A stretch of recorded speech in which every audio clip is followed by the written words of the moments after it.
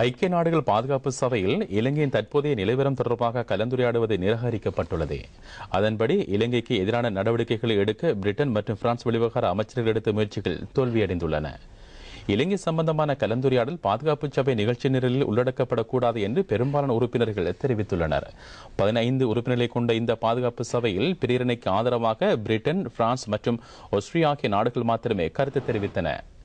Britain மற்றும் பிரான்சின் முயற்சிகள் பாதுகாப்பு சபையில் தோற்கடிக்கப்பட்டமை அவர்களுக்கு பாரிய அளவில் இழைக்கப்பட்ட அவமானம் என்று வெளிநாட்டு ஊடகங்கள் தெரிவித்துள்ளன.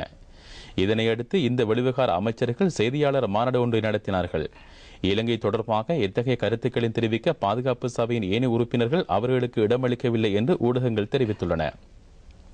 ஆப்கானிஸ்தான், ஈராக் போன்ற நாடுகளில் ராணுவ நடவடிக்கைகளினால் பல்லாயிரக்கணக்கான மக்கள் கொல்லப்படும் பின்னணியில் பயங்கரவாதிகளின் பிடியில் இருந்து மக்களை மீட்க அரசு எடுக்கும் நடவடிக்கைகள் உள்ளக பிரச்சினை என்றும் அங்கத்துவ நாடுகள் தெரிவித்துள்ளன.